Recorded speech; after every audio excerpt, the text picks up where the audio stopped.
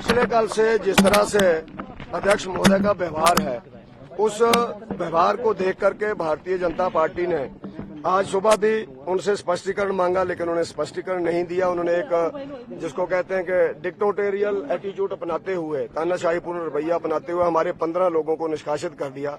लेकिन अभी हम 10 लोग अंदर गए थे, हम लोगों ने यही उनसे ध्यान में बातें लाई कि आपने पिछले कल हमारे लोगों के ऊपर मार्शल भेज करके जिस तरह से धक्काशाही की, हमारे लोगों को चोटें भी आई, और उसके साथ साथ आपने हमारे ही लोगों का आज निष्कासन कर दिया है। और हम ये मान करके चलते हैं कि पिछले कल जिस तरह से कांग्रेस पार्टी और कांग्रेस की सरकार अपना राज्यसभा का कैंडिडेट हार चुकी है और उनका अल्पमत में गवर्नमेंट आ गई है, उस अल्पमत की गवर्नमेंट को बचाना मुख्यमंत्री जी का काम है, अध्यक्ष का काम नहीं है। लेकिन अध्यक्ष स्वयं एक पार्टी बनके गवर्नमेंट को बचाने का काम कर रहे हैं और हमारी बात को नहीं सुन रहे हैं। तो उसके नाते हम लोगों ने ये उनको कहा कि हमारा भी आपके ऊपर विश्वास नहीं है।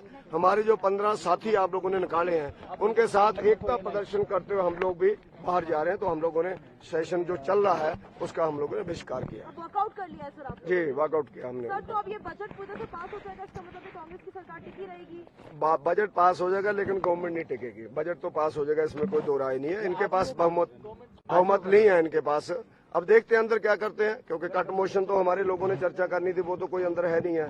तो अब हो सकता है जो बजट का उसके ऊपर पारित करवा दें उसको। आप क्या नहीं, अभी देखते हैं जी, अभी बैठेंगे हम लोग। हमारे विपक्ष के नेताजी का भी निष्कासन हुआ है, बाकी विधायक भी हमारे वहाँ बैठे हैं। तो हम लोग उसी दृष्टि से बाहर आए थे और अभी वहाँ उनके पास जा रहे हैं। जो आगे की योजना होगी वो आपको विपक्ष के नेता बताएंगे। भाजपा जो है ये र्यूमर्स फैला रही है, सब कुछ ठीक है, कांग्रेस में मेजोरिटी है, हमारे पास सरकार बनी रहेगी, सुक्खू भी बने रहेंगे। और कांग्रेस के शुक्ला जी आए हैं, DK शिव कुमार आए हैं, भूपेंद्र सिंह हुड्डा आए हैं। अच्छा। नहीं, उनको ध्यान में लाना चाहिए। पिछले कल ही तो रिजल्ट निकला है। पिछले कल 34 हम लोग बराबर आए हैं, उसके बाद 25 हम लोग मेजोरिटी में आए हैं। तो इतना तो हम मान ही सकते हैं कि 34 ही है उनके पास, मेजोरिटी नहीं है, बराबर ही है। तो अगर बराबर को वो मानते हैं कि ज्यादा है, तो हम लोग तो यही कहते हैं कि आप लोग कट मोशन के ऊपर, बजट के ऊपर हमारे लोगों का निष्कासन मत करो। आप लोग अंदर वोटिंग करा लो, वोटिंग में पता लग जाएगा। कल 9 थे, आज 15 हो जाएंगे, तो हुड्डा जी की भी तसल्ली हो जाएगी और शुक्ला जी की भी तसल्ली हो जाएगी। विधायक भी जो संपर्क में है मुख्यमंत्री, ये बात कह रहे हैं। हाँ, तो संपर्क में तो अभी भी मैं हाथ मिला के आया उनसे, वो तो हमें अभी भी मिले, तो उन्होंने अभी भी बोला कि आप लोग चलने दो। हमने कहा आप चलाओ, हम लोग का विश्वास ही नहीं रहा आप लोगों के ऊपर, डेमोक्रेसी के ऊपर आपका विश्वास नहीं है और आपके ऊपर हमारा विश्वास नहीं है। खबरें आ रही है माइक तो आप माइक पे रख रहे हैं यार। आप लोगों से टच में है, कांग्रेस इस्तीफा दे सकते हैं, 10 से 12 की सूची बताइए। हाँ, नहीं, मैं बता रहा हूँ कि अगर जब वोटिंग कराएंगे तो 15 लोग इनके विरोध में जाएंगे। 15 इस समय तक है, आगे देखते हैं कितने होते हैं। तो विक्रमादित्य से संपर्क बना हुआ है आप लोगों वो का? तो रोज ही मिलते हैं, वो तो हमारे साथ ही हैं। उनके पिताजी की जितनी बेइज्जती इस गवर्नमेंट ने की है, उनके पिताजी का स्टैच्यू लगाने के लिए भी जगह मार रोड के ऊपर नहीं इन्होंने दी। अगर हमारी गवर्नमेंट होती तो शायद हम पहले महीने के अंदर ही उनको जगह दे देते।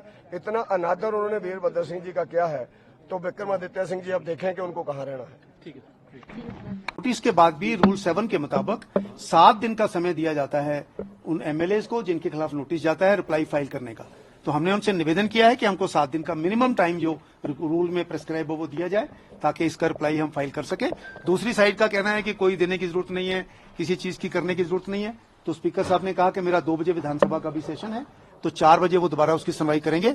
हमने उनसे निवेदन किया है कि प्रिंसिपल्स ऑफ नेचुरल जस्टिस के अनुसार कम से कम 7 दिन का टाइम दें, ताकि वो रिप्लाई फाइल कर सकें। ये याचिका कल शाम को फाइल हुई है, उनको नोटिस सिर्फ पेश होने का गया है, याचिका की एनेक्सस की कॉपी नहीं दी गई है। तो 4 बजे फिर दोबारा सुनवाई होगी अभी, और 4 बजे हम अपनी बात वही कह रहे हैं कि हमको कम से कम 1 हफ्ते का समय दिया जाए, ताकि हम अपनी बात कह सकें।